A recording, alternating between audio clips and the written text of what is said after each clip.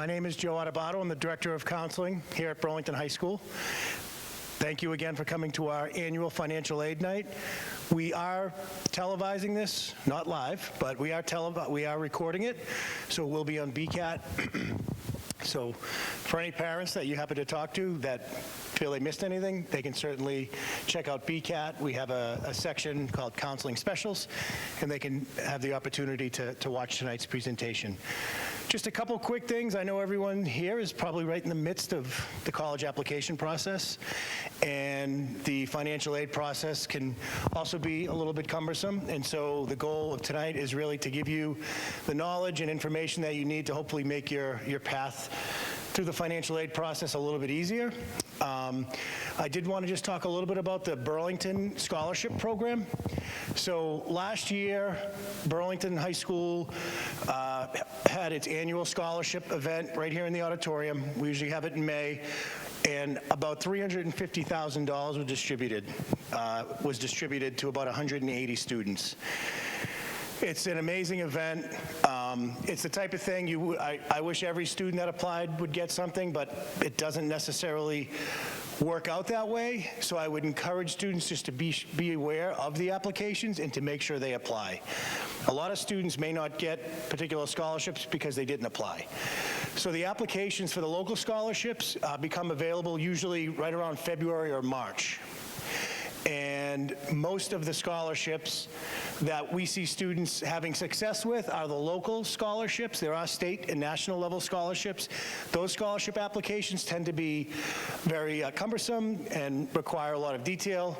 And again, you're more than welcome. Students, certainly, if they feel they qualify, they can go through that process. But the local scholarships are really, you get a lot of bang for your buck. And it's not just one committee reviewing and distributing scholarships. It's really a multitude of organizations and committees. There's the Burlington Community Scholarship Foundation. I'm sure many of you have heard of that. Adopt a Class. I know many of you have heard of Adopt a Class. That's one of the programs. Lots of civic and local fraternal organizations give scholarships every year.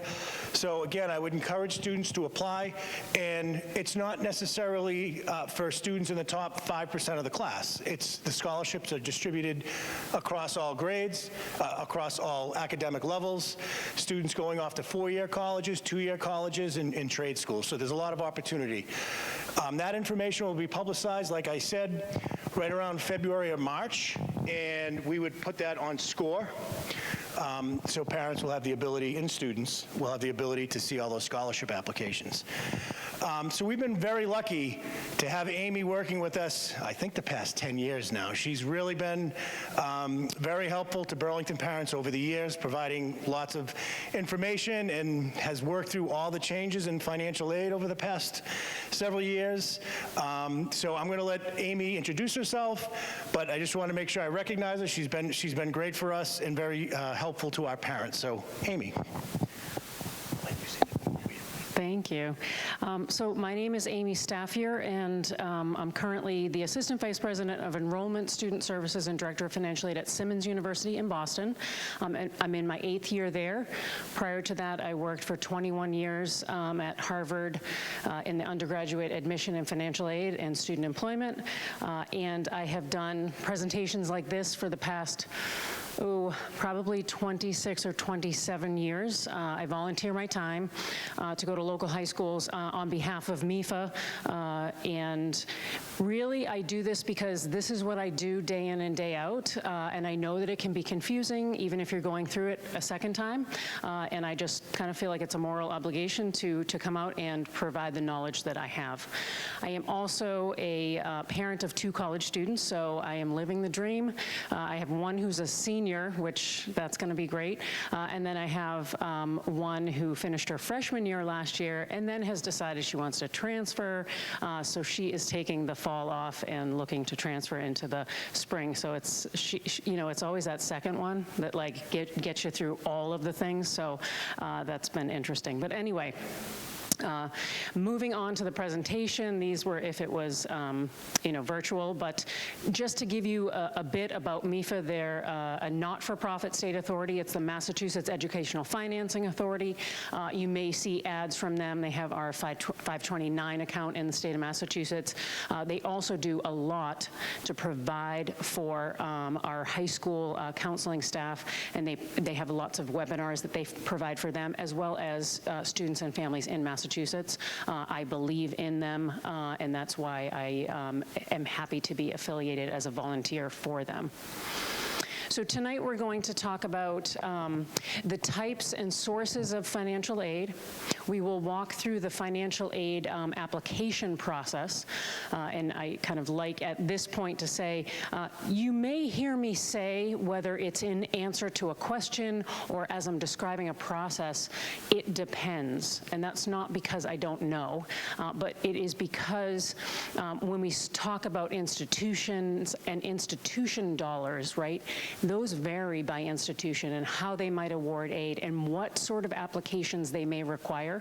So we hear a lot about the FAFSA form, and we'll talk about that, but there could be other things as well. And I'll go through all of the different types of forms.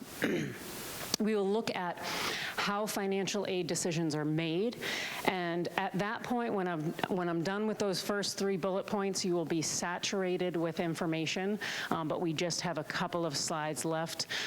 Just looking slightly one slide into paying for college, and then what you can do now as you kind of exit the presentation tonight. I will also say that while I go through the presentation, if you have questions that are relevant, I'm happy to take those as we go through the presentation. I will also hang around for a little bit at the end. Sometimes someone wants to ask a question that they don't want to ask in front of the whole crowd, but so I will do that as well. So types and sources. Financial aid is money to help students and families pay for college. Very simple, right, in its definition. And it really is in 3 kind of buckets, right? We have grant and scholarship aid, so that's free money that does not need to be repaid. And then we have student loans, so money that a student borrows and they're paying back at a later date. And then we also have something called federal work-study. It doesn't say, oh yeah, it does say federal. I was going to say, yeah, federal work-study, which is, in my 28 years working in financial aid, is often the thing that is kind of confusing when looking at the different types of financial aid that has been offered to a student. It is an allocation of money that comes from the federal government, is provided to an institution, and then that institution kind of provides the opportunity for a student to work on campus and earn those dollars. That may be a campus job. It may be community service where otherwise they wouldn't be paid. And in fact, there is a requirement from the Department of Education that a school uses at least 7% of their allocation for community service. I always talk about the fact that I have been outvoted. I do not think that this slide should be at this point in the presentation because I haven't talked about some, like the formula to determine how a loan would be subsidized or unsubsidized. But we will talk through this, and then when we get to that slide, I'll kind of reference that. What I really like to point out here, this is the federal student loan that is available. And what I really like to point out is right here on the right, these annual limits. The maximum that a first-year student can borrow is $5,500 in a federal student loan through the FAFSA form. It goes up to $6,500 for sophomore year and then $7,500 junior and senior year. So if a student borrowed the maximum in federal loan funding in 4 years, that would be $27,000. Which is about a $300 monthly payment coming out of undergraduate that they would pay off over 10 years, but certainly it could be less than 10 years should they decide to do that. My point to give this information is we hear a lot in the news about crushing loan debt and this loan crisis and all of that, right? And I'm not discounting, but it's not from borrowing like these amounts, right? We're talking about additional borrowing, private loans, trying to fill a gap, right? And also, oftentimes at the graduate level, there's less that's available in scholarship and grant aid. Sometimes we see students who really borrow for living expenses and perhaps aren't fully thinking through, and then that becomes, accumulated interest, and that's where it becomes levels that might be unsustainable, right? This is not me saying every student should borrow, right?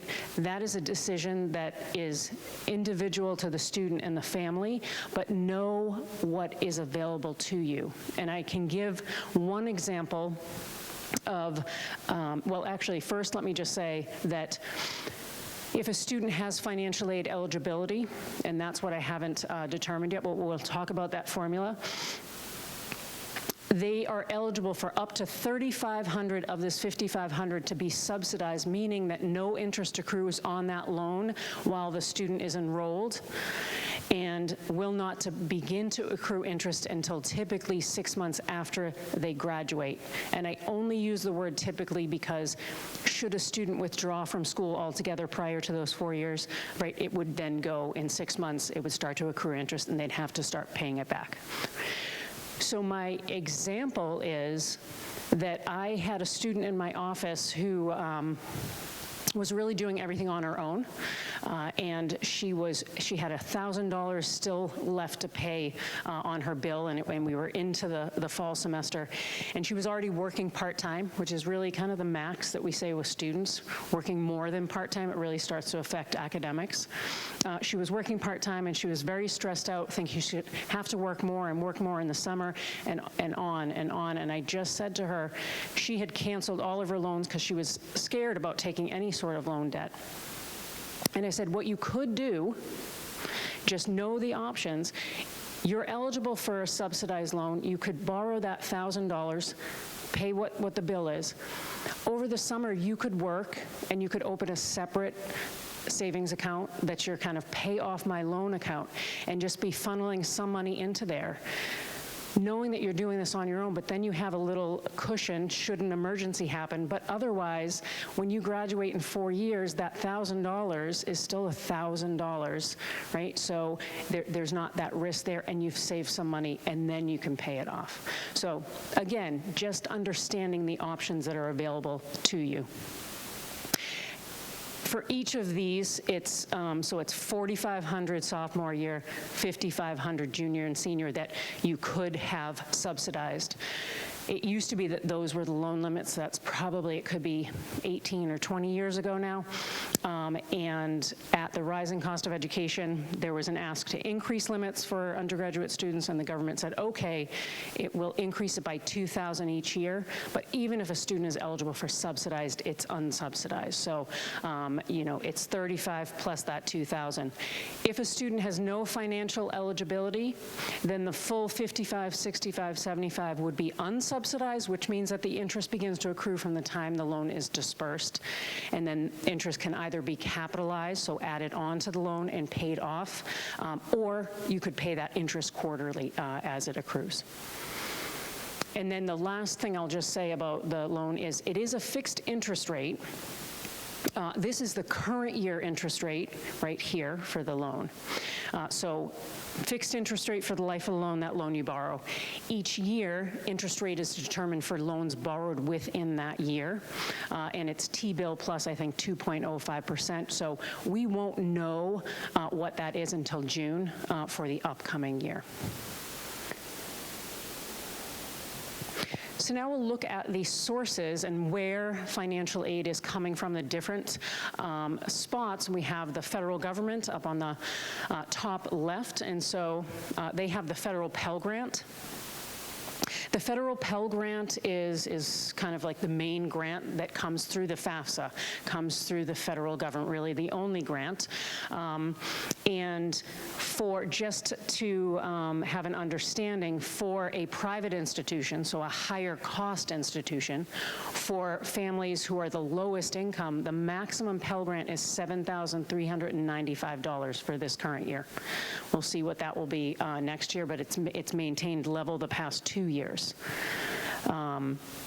That's not meant to, like, scare anyone. I just like to level set, like, what that looks like. Work study comes through the federal government. The loans, we already talked about that. And MIFA kind of includes tax incentives. I don't always think of that. I actually never think of that as financial aid, but the amount that you pay toward tuition, up to $2,000 you can take as a refund, a tax credit, sorry. And so they include that kind of in this bucket. In the state of Massachusetts, there's also funding, and there has been, over the past about 2.5 years, 3 years maybe, a significant increase in the funding that is available, mostly at the public institutions. But they have something similar, the Massachusetts state grant. So if you're eligible for a federal Pell Grant, you're typically eligible for a Massachusetts state grant.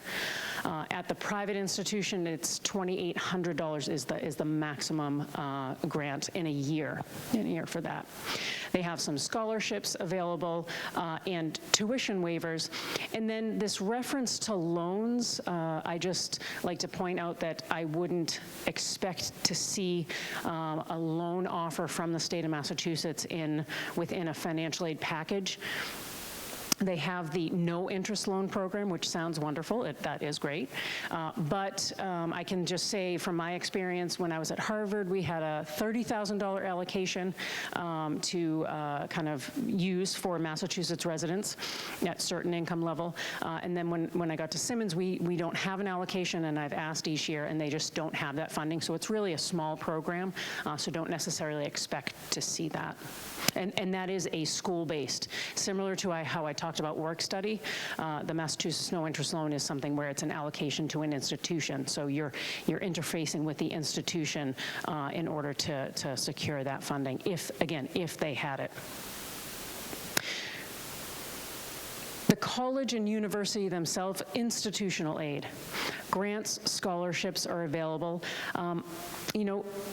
Oftentimes you may see more significant funding coming from, particularly on the private side, and I'll talk about the public side as well, from those institutions themselves. So when I talk about, say, a federal Pell Grant being lower, you might see more significant funding actually coming from an institution. And that's part of, learning about this whole process, learning what is available at an institution and what might my child, prior to even applying, receive in funding. Similar to my reference here about loans, don't expect that you're going to see loans at an institution. My experience is typically they might have some loan funding available in more of an emergency situation. And then you already heard reference to kind of your local scholarships, and I would say that typically our students coming in out of high school, we do see a lot of local dollars that they're bringing, which is great. There are some search engines available. There's a couple here, FastWeb. MIFA Pathway is one. The College Board has Big Future, where students can go in, search for scholarships, build a profile about themselves. They're going to get emailed, right? It looks like you're eligible. You meet the criteria to apply for this scholarship. The feedback I've heard over time is sometimes that can be overwhelming. So if the criteria is very basic, right? Be a student at a Massachusetts high school, and you can apply for this scholarship, that you get a lot. And so then it becomes, which ones do I apply to? Is it worth the work? Because it's not just submitting basic criteria. Usually you're having to kind of write some sort of an essay.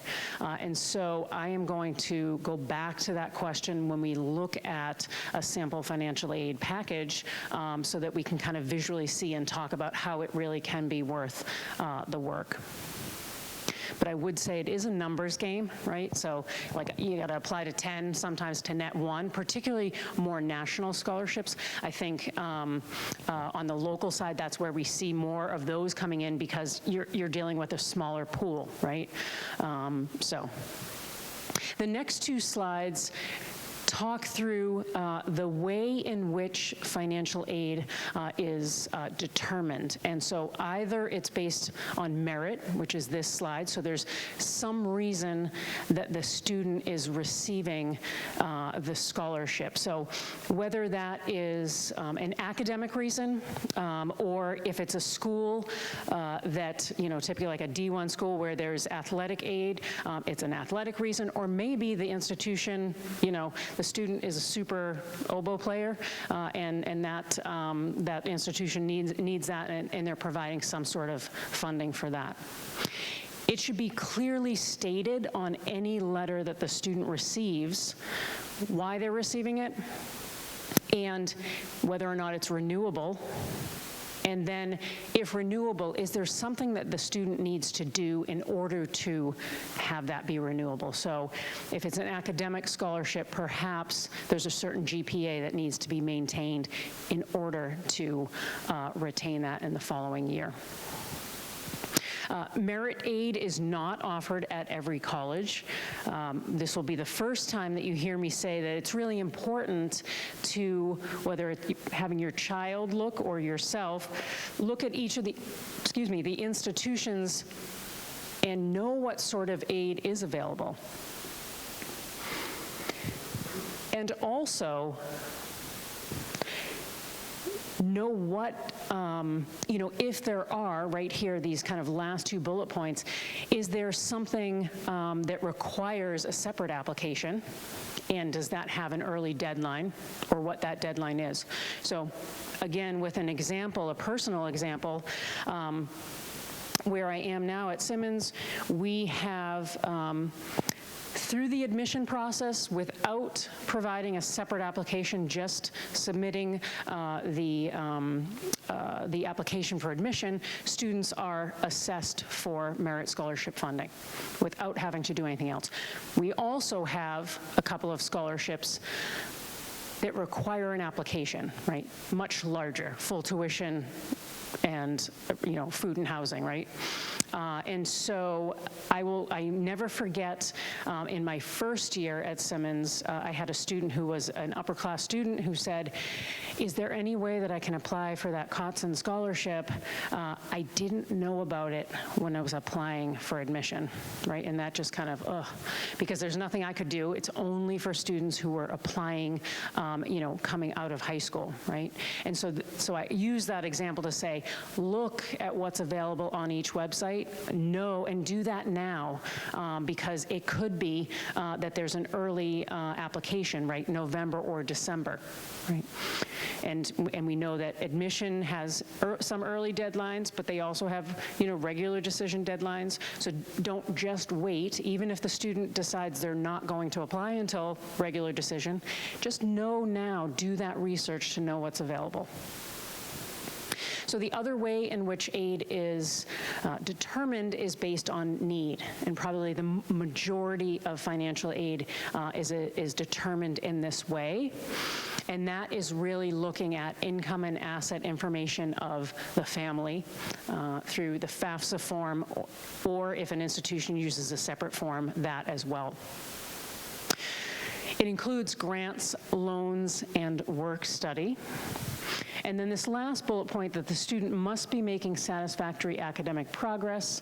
As you can imagine, being a person who has to deal with the federal government a lot, because they regulate a lot of what I do.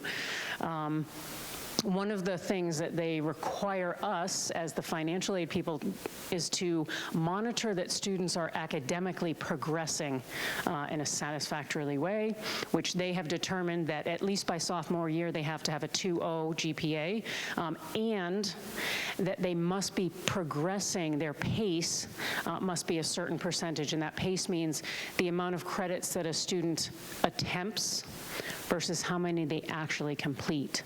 And so that's something that needs to be monitored. I like to just point out that I've had a situation where a student, attempted, right, in their first year, attempted 16 credits, right? You get past the add drop period, and then at that point, if you're dropping, then if you don't kind of complete those credits, that's where it starts to affect PACE.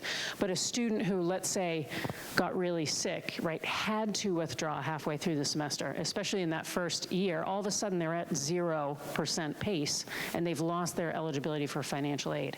Again, not a scare tactic, just letting you know that part of the federal requirement is that there's an appeal process. Students can gain that back, particularly something like that happens. So I just note that, and this will be, again, like the first time you hear me say something about ask questions.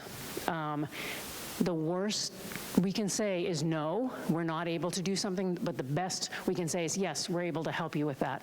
I've also had situations where we require, say, continuous enrollment in order to retain a merit scholarship, continuous enrollment and a certain GPA.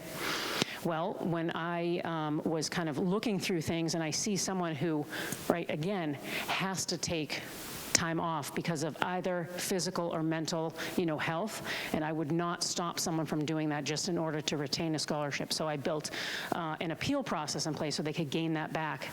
I'm not saying that every institution who has merit funding has a process like that, but should someone be in a situation where they need to take time away, just ask, right? Again, the worst thing they could say is no. All right, moving into the application process, a little bit on timeline. So not only checking what's available at an institution, but knowing what the deadlines are is critically important. I have worked at institutions where if a student applies past the deadline, we're still going to assess and offer them the same amount of financial aid as if they met the deadline. But I've been around the table with colleagues who work at institutions where that might not be the case. They have very limited funds, and that deadline really matters. So I always stress how important it is to know what deadlines are and to meet those. You're likely applying for financial aid before receiving any admission decision, so just know that. And then early action decision deadlines often are earlier, and then standard deadlines are typically that February, March timeframe. You're certainly welcome to use MIFA's College Application Manager. If you're anything like me and sick of being on a computer all day, I love nothing more than to write out a nice little checklist for myself on paper and kind of use it that way, but whatever works for you and your family. Just take a sip. So the FAFSA form, the free application for federal student aid, any student who is applying for financial aid is going to have to complete this form. So this is the form that every college institution, if you're applying for financial aid, they're going to require you to complete this form. It needs to also be completed each and every year if you are, applying for financial aid. And sometimes I get the question, oh, I don't think I'm going to be eligible for anything. Should I complete it? I don't feel like doing it. And I usually just say, you know what, at least do it in the first year. That way you know. And it could be because it depends. It could be that an institution,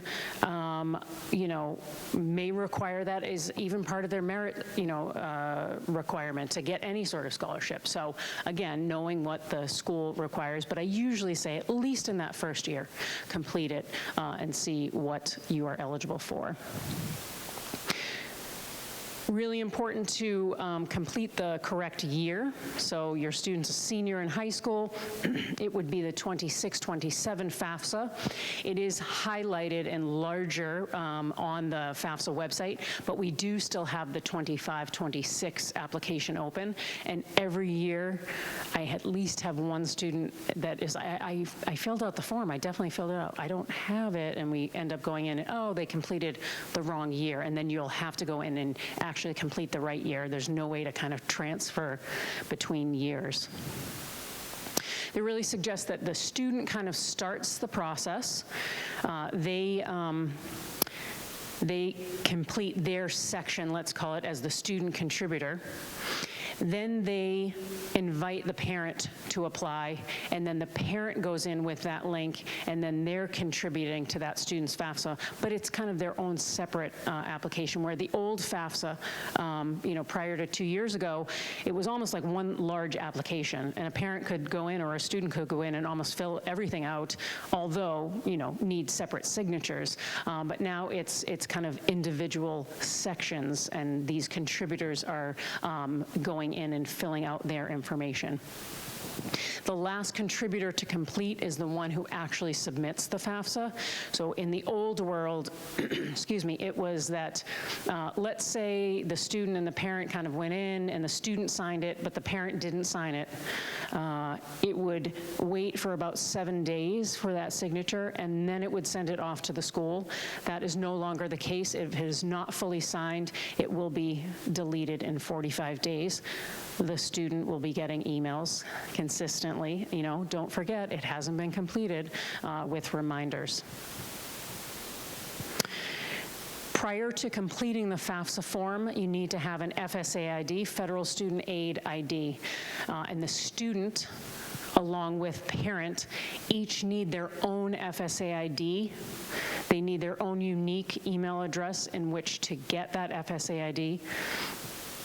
And it will be connected to your Social Security number, your date of birth, right? And so that's how it gets authenticated. If you happen to already have an FSA ID, let's say from another child who went to school, or you yourself went to school and you have an FSA ID, you don't need to get a new one. You can use the one that you have, because it's connected to you. It's your electronic signature. So you're signing that FAFSA form with this. If you as a parent or the student takes on any federal student debt, student loans, it's your signature to sign those promissory notes as well. And then here, as far as who needs an FSA ID, the suggestion from the Department of Education is every parent, right, has an FSA ID, gets an FSA ID. In reality, in a household where two parents, they're married and they file jointly, only one parent needs an FSA ID. But in the scenario, that same scenario, two-parent household, they're married, but they happen to file separately, both parents need an FSA ID, because you need that in order to draw that information out from the IRS. In our old world FAFSA, we had kind of a connection with the IRS, but where parents filed separately and only one parent was required to have an FSA ID, you weren't able to extract all of that information. And so this was a big part of the change that happened with the FAFSA simplification. Any parent who does not have a Social Security number is going to answer knowledge-based questions pulled from credit reports. So it used to be that they couldn't get an FSA ID. Now they can, and they have to. Actually, there's no opportunity to kind of bypass that. So what exactly is reported on the FAFSA? We have 2 slides, starting here with the more general information. It's going to ask for student citizenship status, right? Are you either a U.S. citizen or an eligible non-citizen? So the student themselves, they need to either be a U.S. citizen or an eligible non-citizen in order to be eligible for federal aid. The parent, on the other hand, does not need to be, but the student does. For students who are not U.S. citizens, but they have attended a Massachusetts high school for at least 3 years, they actually are eligible for, not for federal aid, but in the state of Massachusetts, they are now, this happened over the past 2 years, they're now eligible for in-state tuition and for state aid, and there is a state application called the MASFA that they can complete. And I do have a slide about Massachusetts state aid specifically near the end of the presentation. It's going to ask for the colleges where the student's applying, and each one, once it's fully submitted, each one will get that information electronically. There's up to 20 spots. Not suggesting that students should apply to 20, but you can apply to up to 20.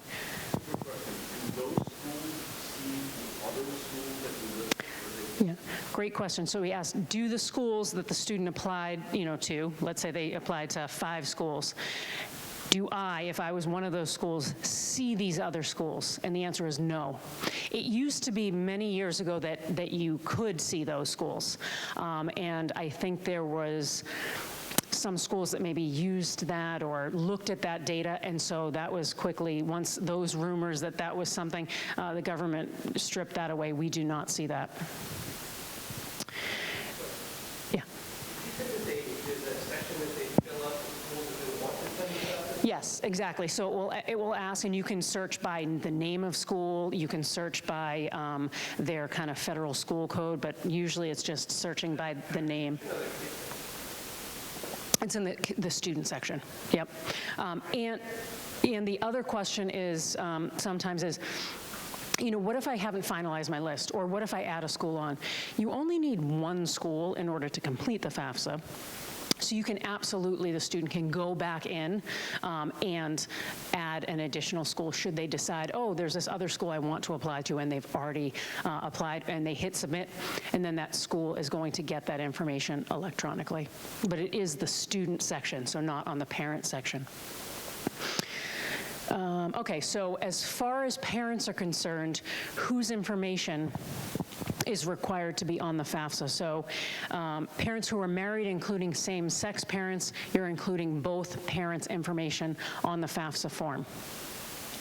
All parents who live together, married or not, both parents' information is on the FAFSA form. In the case of divorced or separated parents who are actually living separately, and I have to say that because I've seen all kinds of scenarios. It's the Department of Ed said it's the parent who provided more financial support in the last 12 months, and if that parent is remarried, their current spouse's information as well. If there was equal support by both parents, then what they've said is then it's use the parent with greater income and assets. So this is the definition that the Department of Education has provided. It used to be that it was the parent that the student lived with more was what they defined as the parent that was on the FAFSA, and if they're remarried, that their spouse. And then if that was equal time, then it was whoever supported the child more. So this is their definition that came out through FAFSA simplification. And then just a reminder that legal guardians are not a parent, so their information should not be on the FAFSA if a student is in a legal guardianship.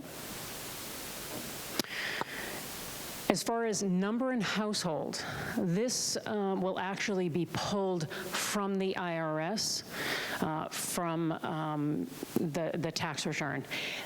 The family has the opportunity to update that if it has changed or if that is not correct. And then number of children in college is asked for, but it's no longer used in the kind of the calculation to determine financial aid eligibility. Moving on to financial information. It's going to be asking about, well, it doesn't even ask because it's pulling it from the IRS, but it's going to be pulling 2024 tax information, and that's for the 26-27 year. So it used to be that the FAFSA opened January 1st, and you were having to use income from the year that just ended the day before, and application for financial aid to schools were usually due early February. So you literally just got your W-2. Talk about stressful. It was for this process, right?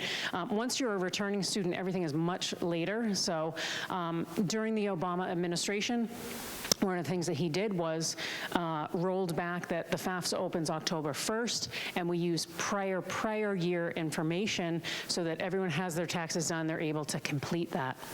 And so that's wonderful. We will talk about what if circumstances have changed, right? We're deep into 25 and 26 is coming upon us, and that's the year that the students start. So I will tackle that. But no matter what, if you have change in circumstance, you have to fill out the form as it asks for initially. So it's going to pull federal tax data from the IRS, and everyone who's contributing to the student's FAFSA has to provide consent for the IRS to pull that, and if consent is not given, the student is ineligible for aid. Even if someone's a non-filer, so let's say the student didn't file tax return, they still have to provide that consent. If you happen to click no, the pop-up window will show to say, are you sure this is how you want to answer the question, because the student will be ineligible. And it's pulling taxed and untaxed income that appears on the tax return. It's really pulling in AGI, certain untaxed income on that front page, and taxes paid, and then that kind of household information, right?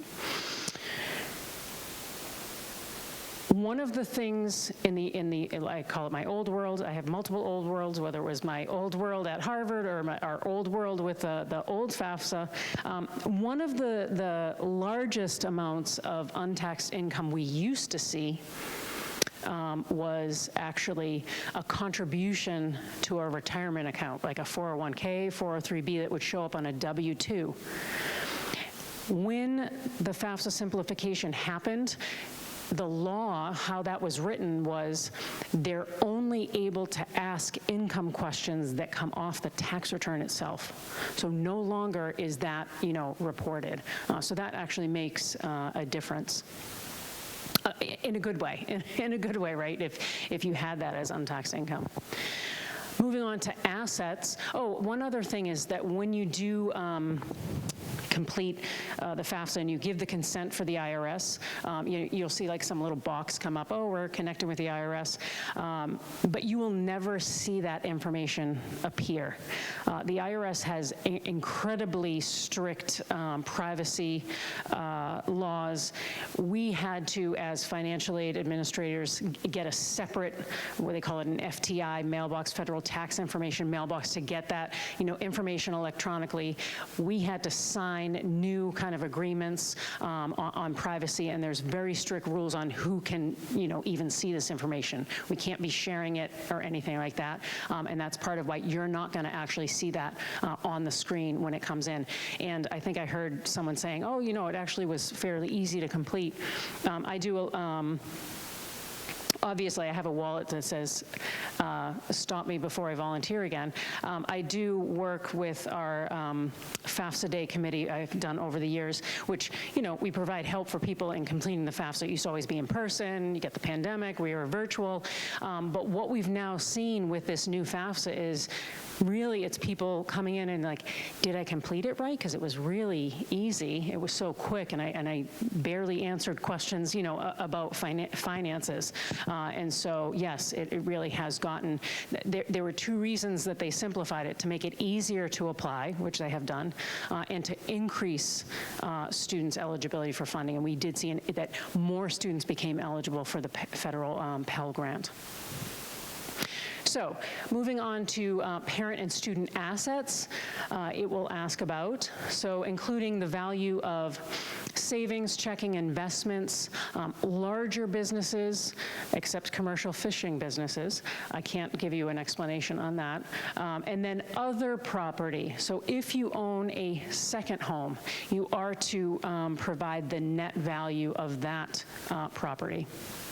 And then this one here include any education savings account that as a parent asset, which is good because assets on the parent side are assessed at a lower rate than student assets, but it actually is a parent. Usually it's the student's the beneficiary, the parent owns it. Unless a grandparent owns, that 529 account, then it wouldn't be reported at all. but only reporting it for the child that you're contributing. It used to be in the old FAFSA, you were required to report any and all of those education savings accounts as an asset. So now it's just the student that you're contributing to there on their FAFSA. So you do not, and it does not ask about your primary home, the value of any retirement, life insurance, family farms, and then small businesses kind of defined as majority owned right by the parent and has less than 100 employees. I will note that when you're completing the FAFSA, on each question there's a little question mark and a circle, and if you click on that it will expand and actually give you good information that helps you if you have a question about the particular ask. And then this one is, you know, I told you that in the law they cannot ask income questions that don't come off the tax return. So child support received is actually treated as an asset, and that ends up also being a better thing for someone who had that because it's an income-driven formula. And then this final note that debt is not reported or asked about in any way on the FAFSA form, excuse me, except when you are, if you have, you know, a second home and you're reporting the value, you're taking into account any mortgage you have on that, right? So it's net value. So FAFSA, as I said, it's really gotten simple, easy to complete. It's another story for the CSS profile, and not every institution requires this form. There's about 250-ish institutions and scholarship agencies that utilize the CSS profile form. Similar to the FAFSA, that it's asking about income and asset information, but also different because it asks for a lot more. There's no connection with the IRS. Additionally, you'll see here that there is a cost associated, potentially, $25 for the first school, $16 for each additional school, but there is a fee waiver. This is the profile is kind of overarching organization is the College Board who does the SATs, so it's a very similar fee waiver structure to the SATs. It also becomes available October 1st. Another difference between the FAFSA and the profile is that in the case of what kind of historically we called custodial parent and non-custodial parent in a situation parents are divorced or separated, the custodial parent is completing the FAFSA similar to the, completing the profile similar to the FAFSA with the student, but then there's a non-custodial profile form. And so the student has to provide information about that non-custodial parent. That parent is communicated with, you have to fill out this form. Those families never see each other's information, important to note that, but it gets sent, it gets hooked up and gets sent to the institution. So that's a difference from the FAFSA form. I will also note, you know, where the FAFSA is kind of, you could maybe in, you know, 15, 20, 25 minutes really kind of get through the FAFSA. The profile, you're going to want to, you know, be prepared. So have your tax information in front of you. It is going to ask about 24 as kind of the base year, just like the FAFSA. 25 estimates, and it will also ask if there's an estimate on 26, just kind of looking ahead, are there changes? It will ask about your home, retirement. It doesn't mean that that institution, if they're collecting, if they're receiving that they're going to use that. I can give an example when I was at Harvard, right? That's a standard question on the profile form. We did not pull that into determining a student's eligibility, and usually if an institution is looking at home equity, it's only a percent. It's not the full amount. So just kind of noting that. But institutions can also ask their own questions. So there's a set of questions they can pick from. So as you add the school on, all of a sudden there's more questions. So it's definitely one that you want to be prepared to sit down, and it's going to take some time to go ahead and complete. You can kind of save it and come back to it, but if you're like me, since I am like a checklist person, I was like, I want to be done with it, once I sit down. But as I noted that MIFA kind of has a lot of webinars on their website, and they do a lot to help people. They do have a What to Know About the CSS Profile webinar, and they use volunteers who they currently work at a school that uses that profile. So it's someone who's really knowledgeable, and so that's a great resource right there if you have questions. And again, important to look at each institution and know not only what's available, not only what the deadline is, but what do they require, right? So currently where I am, we just require the FAFSA. Where I was previously, it was a FAFSA, the profile, copies of tax returns, business tax returns, like everything, right? So every institution, right, has their own process. It may be that a college has their own financial aid application. That's really become pretty rare. 2 years ago, during the FAFSA issue, we saw a rise in some institutions creating their own form so that they can try and get information out earlier, because the FAFSA did not open and get to institutions until March, which was lots of fun. But it's fairly rare. But again, if you know exactly what's required, you're not going to miss anything. So after applying, the colleges and the state of Massachusetts Office of Student Financial Assistance, as long as the student has noted that they're a Massachusetts resident, they answered the question correctly, the state is going to get that information electronically. The student is going to receive what's called a FAFSA submission summary, just summarizing what was on the FAFSA, what was reported. Again, will not show any income information at all from the tax return on that. It will also give some other data points, and that will show after completing the FAFSA as well. Was the student selected for verification? And my next slide goes into that. Eligibility for a Pell Grant, what the SAI is, and that's a Student Aid Index, which is kind of output from the FAFSA. We'll talk about all of those in the next few slides. Colleges may request additional documentation. This is where I kind of just give the heads up that get ready for communication, because once they're in college and FERPA laws, like there's really not much communication with the parent.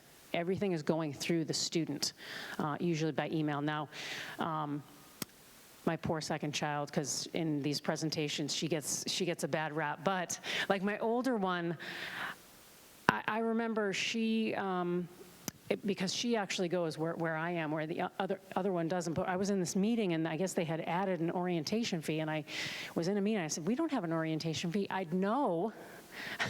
Because my daughter was at orientation, and they were like, "Oh, no, there is." So I reached out to her. "Did you pay an orientation fee?" "Yeah."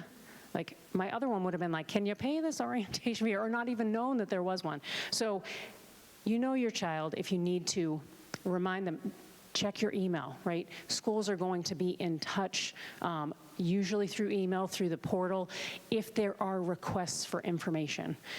As they progress through, because sometimes you might, as a parent, get information from the admission team. I remember saying, you know what, we should send an email to parents, because not everyone has gotten signed up as an authorized user for the bill, right? That has to be the student actually taking that action in order for a parent to even view the bill, never mind pay the bill. So just kind of that note that that is the process. So we will review applications, determine financial aid, and then it's really, again, and it depends on the institution. They may send financial aid information along with the admission decision, but it may come after as well. And if you have any questions, just reach out and ask, whether that's through their admission counselor or through the financial aid office themselves. So verification, you know, it used to be actually that there was a lot more students that got selected for verification, because the process was that we were required, students would get randomly selected, we're required to verify AGI, taxes paid, certain non-taxed income, household size, and number in college. with everything coming through the IRS and college, number in college no longer coming into the formula, I was actually hoping it would be gone altogether. But there are some instances where there was personally identifiable information like mismatch, and so data didn't come in and the parent had to self-report. And so it may be that you're asked for income tax information. Or another example might be, let's say on the tax return it looks like the household size is 4 and you've updated that to 10. Right, that's likely going to be a flag where you get selected, and we're going to have to follow up on that. So on this slide, I can kind of talk a little bit about, okay, change in circumstance, where we talked about it's asking for 24 information, and when the student starts, we're going to be into 2026. And so if you have circumstance, job loss, medical, something that's happened that's a significant outlay of cash, again, you have to fill out the form as it asks for with 24 information, but you would ask the financial aid office, can I appeal? What is the process? Right? We're actually required to have an appeal process to determine any sort of federal funds, and what it is called for us is kind of professional judgment, making changes to data elements. But as you can imagine, the federal government is very clear in our kind of handbook as far as if we change anything, it has to be documented. It has to be kind of unusual circumstances, not just, oh, for a whole group of students, we're making this sort of change to their FAFSA data to get them more eligibility. It has to be, documenting, oh, loss of job, income has changed, and we're collecting also documentation. We're required to do all of those things. So I can guarantee, right, if you're in a situation where it's there's some sort of change, you can start to document that now and have that prepared, because any and all institutions are going to ask for that, and then some sort of documentation. Whether or not they're able to provide additional funding from their own institutional dollars, that can be a whole separate, scenario. It depends on the institution and what sort of funding they have available. But again, ask. The worst they can say is no. Up here, asking about the, what this looks like in year 2, right? Does this stay the same? If my income stays the same, about the same, right? Will I see a similar package? If income changes, might I see an increase or a decrease? Like, what does this look like? And then also the question of, will private scholarships received affect my financial aid? And we can kind of look at that when, I think it's in the next slide, when we look at the sample financial aid package. I just am unsure why they put this here, because this is how you can talk to almost any office, right? You can call us, you can email us, and some institutions will have the chat bots available as well. But reach out to us. We're friendly. We want to help. We want to answer questions. When you go to any accepted student days, things like that, oftentimes the financial aid team will be there to answer any questions, sit down, talk through things. Take advantage of those and ask questions. All right, so how financial aid decisions are made. The basic formula starts with the cost of attendance. And this includes both billed or direct expenses, so tuition fees, food and housing if the student's living on campus, and then also books and supplies, transportation, personal. These are estimates for expenses that you're not billed for, right? But they're just estimates. It helps give you the sense and the idea of like, okay, yep, there are additional costs here, not just what I'm getting billed for. Additionally, because it's the top of the formula, it increases the student's eligibility for financial aid. The next part of the formula is the student aid index, which I briefly referenced. This is the output from the FAFSA form. You will find out that student aid index when the student completes and receives that FAFSA submission summary. Kind of defined as representing a family's financial strength, and what their kind kind of could contribute toward 1 year, the upcoming year, of higher ed.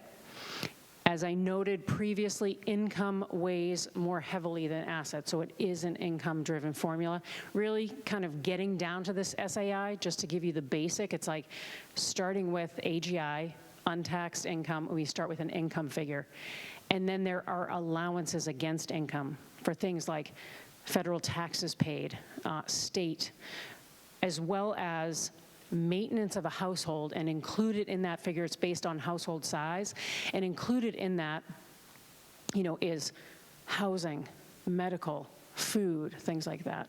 And then assets kind of play in near the end, and it's like parent assets about, say, 5% that kind of come in, and then you end with this figure. That's just a very quick and dirty on kind of what it looks like, but I always feel like when I'm talking about, if I say, the formula, I'm trying to help break in a little bit of what that actually looks like. And then it's not necessarily what the family will pay. And so, again, I feel like I keep referencing these when we look at a sample financial aid award, but that's where you can kind of visually see that. So you take the cost of attendance and subtract the SAI, the Student Aid Index, and that provides the student's financial aid eligibility. This is the slide that I say I like to talk about before talking about loans and subsidized and unsubsidized. So if this, actually, let's just use numbers so that's a little bit easier. Let's say, and I'm just going to use basic round numbers. Let's say the cost of attendance is $40,000. The student aid index, is $10,000, and so the financial aid eligibility is $30,000.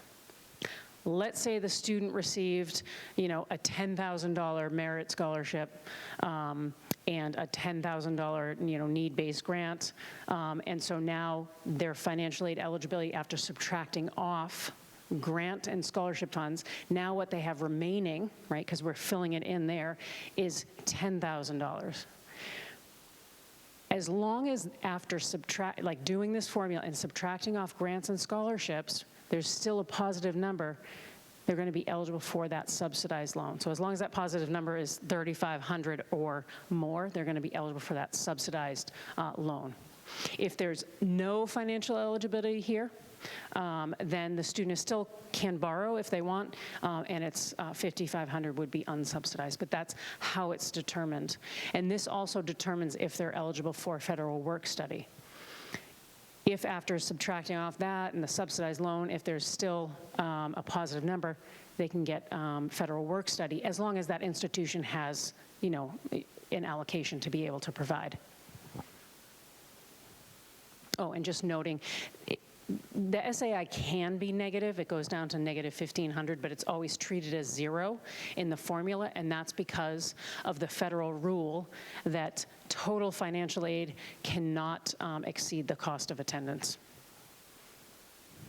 So we're at the slide where we start to look at sample financial aid award. It will never look like this and start to fill in as you're clicking things, but it works for the example.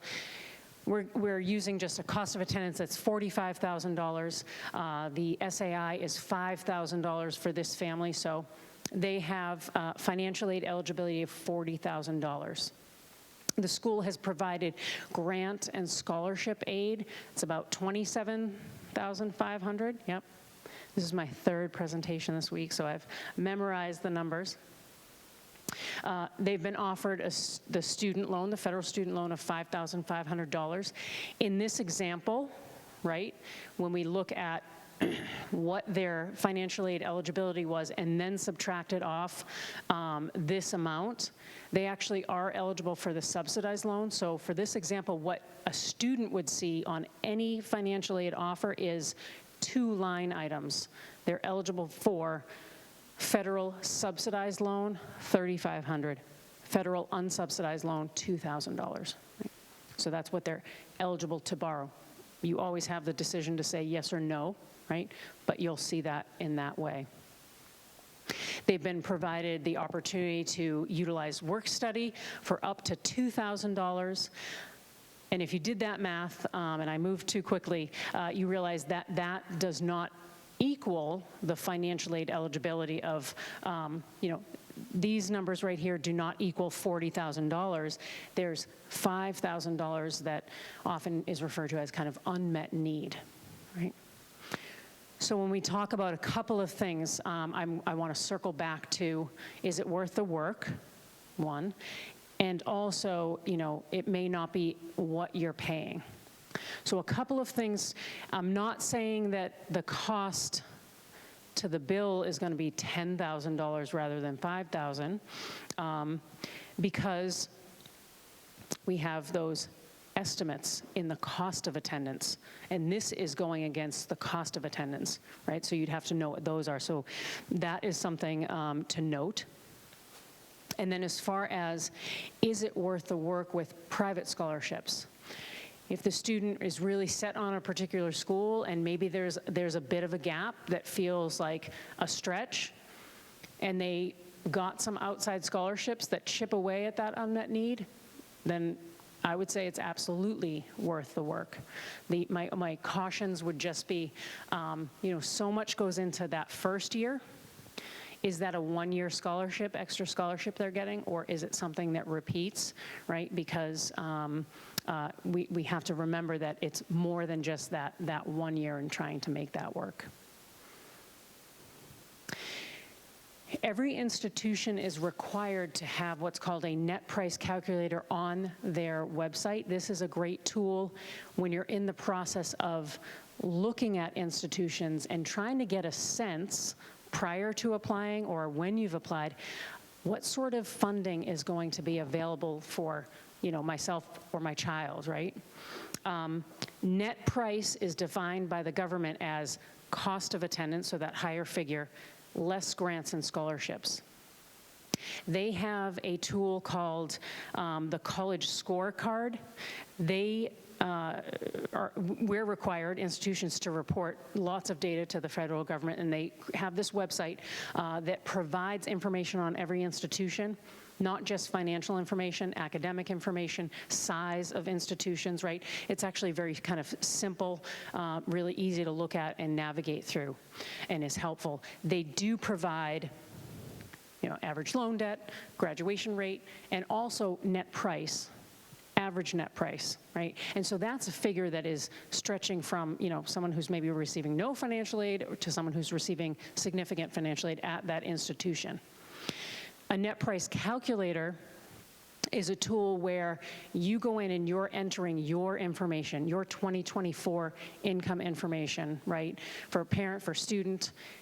Some institutions, if they have merit aid, may also ask about, say, GPA or test scores, and you might be able to get a sense of merit as well. But this then provides you for a currently enrolled first-year student, right, who looks like your child and your family financially, what they received, what their net price was. So that can be helpful in the process. These two slides just look at the fact that really you're going to see a variety now, of course, you're not going to see the exact same cost of attendance at every institution that you're applying to, but for ease of example and comparison, we're saying that the cost of attendance is the same. But you can see college A, B, and C, and they're offering different amounts, and when you look up here at the grant and scholarship aid, that's where the difference is, right? And so perhaps, in these examples, we have this college A that there's no unmet need, and these other two where there is, and whether it's that the institution doesn't, has limited funds and they're trying to stretch it across all their students, whether part of it might be that a student was late in applying and maybe they had to, pull back on some funding. But the reality is you're gonna see variety at institutions. And this example really would be more for, say, a private institution, with that cost of attendance, although that might be low compared to some private institutions. The other thing that I do like to point out is that anytime if I've sat with a student or looking at my own family or whatever, when you are comparing, so when you're at the point that you have different financial aid packages in front of you, what I find really helpful is to kind of write out for each of those institutions, what are the direct costs? Tuition, fees, food and housing if living on campus. And then from that, subtract off grant and scholarship aid to get to a figure for each of those schools that's kind of apples to apples, right? Because you might just look and say, oh, this one's giving me more in grant aid, but their tuition is a lot higher. So to be able to compare, and then what I always say is with the estimates for books, supplies, personal, travel, those vary by institution and what they're using as an estimate, but they're typically going to be about the same, right? Unless you're flying across the country and there's, of course, a cost of a flight, you know, those costs are going to be about the same. So it's nice to be able to kind of compare apples to apples in that way. And at the top, you see here this College Cost Transparency Initiative. Your financial aid letters are not going to always be this, like, grant, scholarship, loan, work study. You may see different names related to a scholarship or a grant or what have you. There's not standardization, but there's been a group that's really trying to get institutions to be as transparent as possible, to actually break out and have grants and scholarships in a separate section, have loans and really call out money that needs to be repaid, not just using that word loan. And so there's been good work that has happened there. Again, if you have any questions, ask about any of those items in a financial aid letter. I dislike this slide.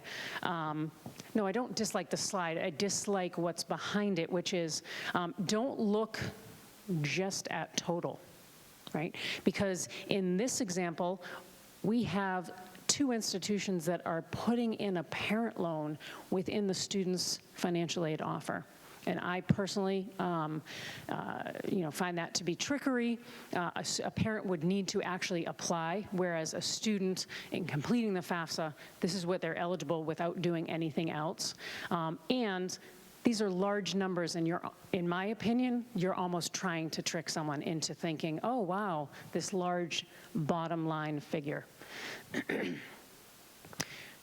I always hope, like, oh, no institution really still does that, but there are some that I've heard of that, yes, can still do that. So we're at the point where I said you'll be saturated with information, right? And we just have a couple of slides left. So we'll look at moving forward into, you make it to that May 1 decision deadline, and then we've deposited somewhere, and then kind of paying that college bill. This is just one slide, just seed planting for later. So in actually making those payments and paying that bill, just really kind of noting that kind of with any investment, right, oftentimes it's not just coming from one bucket, right? So thinking about past income or savings. So perhaps the student has been working and saving some, maybe the parent saving or a 529 plan. Present income, so current wages, every institution usually has a payment plan available, so rather than just paying an amount in the fall and an amount in the spring, right, you can break that as monthly payments, maybe 4 or 5 payments per semester. Usually it's a fee, so it might be $40 in which to enroll. It's not interest, but it's just a $40 fee or whatever the fee might be for that institution. And then perhaps there's future income, which is, college loans, education loans. This would be outside of and above those federal student loans. And really coming up with this, let's call it a recipe of how, or the plan of how to pay. It doesn't have to be one thing. It could be pieced together. And one of the things I really like about the payment plan is you can make a choice of, you know what, I know that I have this coming in and something here, but you know, I want to put this amount into a payment plan and try and reduce what I'm doing, say, maybe in a loan, or, you know, to help make it a little bit easier rather than paying right in that beginning of that fall term. And then this is a really good segue when we start to talk about, you know, education loans and any sort of additional borrowing that might happen as a parent loan or as a student loan, and the parent maybe being a co-borrower on that loan or co-signer. Excuse me. Is that I believe that it's really important to have a conversation as early as possible around kind of financial fit.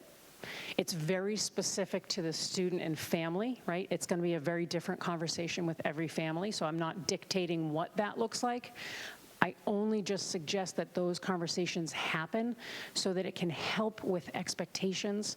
I have seen scenarios, and I have one particular one that I can think of where a parent didn't really have a conversation. They deposited, the bill came, the deadline for the bill came, and then I'm having a conversation like days before move-in, and they're denied loans, they can't get anything, they can't make the payment, and the person on the other line is saying to me, oh, I didn't want to disappoint my child.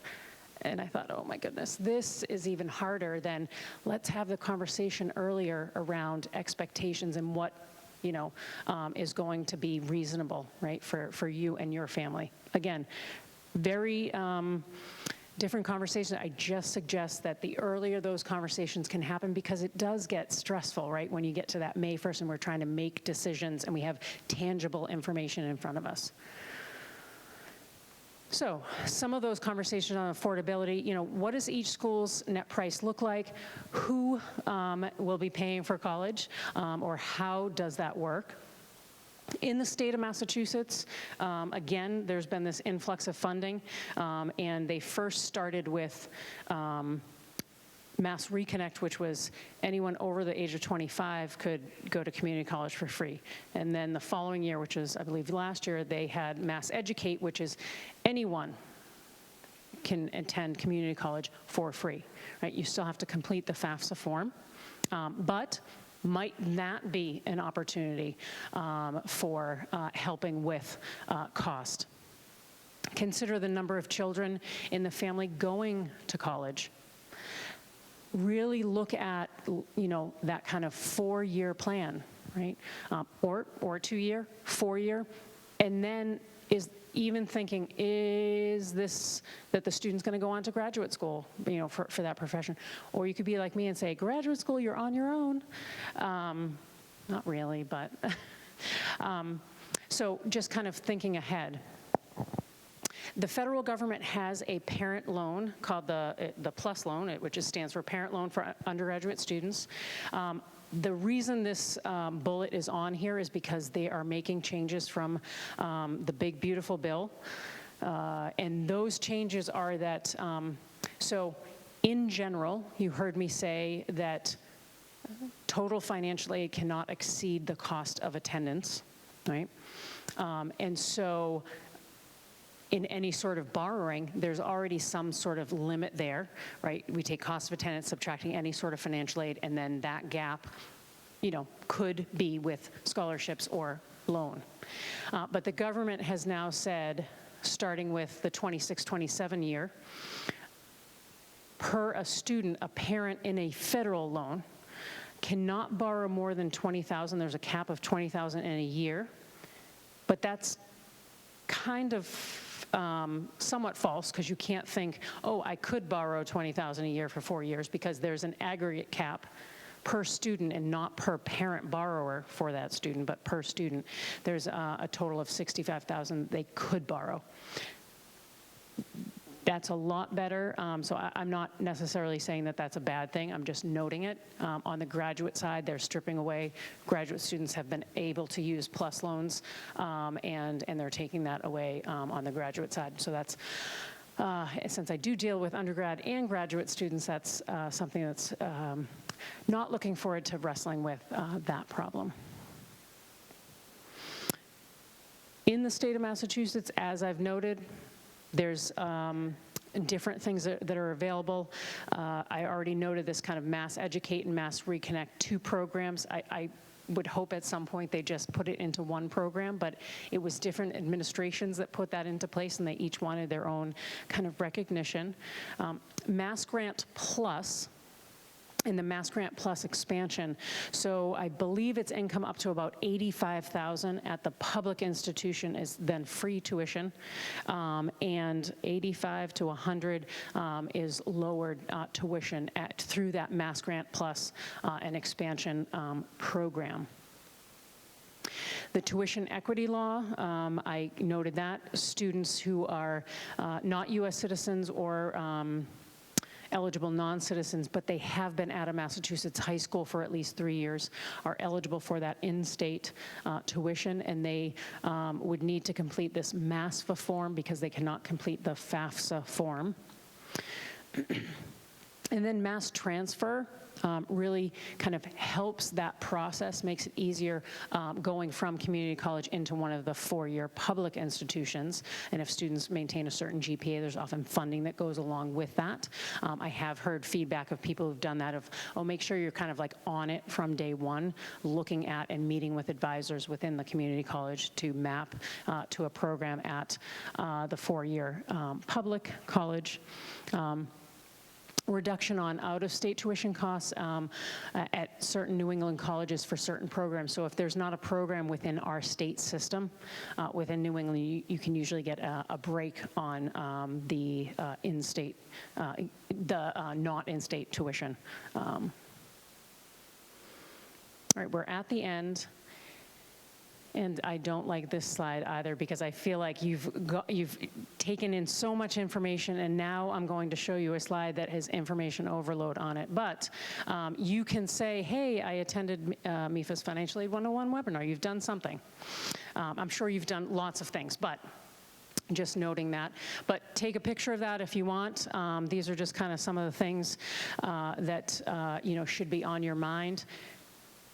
I highlight this. MIFA's financial aid offers and the college bill webinar. So, I gave you a brief sprinkle into paying the bill. We've talked about financial aid offers, but you have nothing tangible in front of you. And so MIFA does offer this. It's virtual, so you can kind of be in your comfy clothes in your own home and watch that. But when you get those financial aid offers and you're sitting and you might say, oh gosh, I wish I had these while Amy was doing that presentation. I could have asked something specific. And you can do that in that presentation. So you can sign up for MIFA emails. I believe that's on my next slide. You can either use this QR code, or you can just go to their website and sign up for the emails there. I have signed up for them in the past just to know that if I'm going to tell other people to sign up, I want to know what is being sent. And it was always good, timely information, not overwhelming, and they don't sell your email address to anyone. So next steps, get an FSA ID if you haven't already for student and parent, research deadlines and required applications, and then go ahead and complete the FAFSA, and if the school requires the CSS profile. Are there any questions?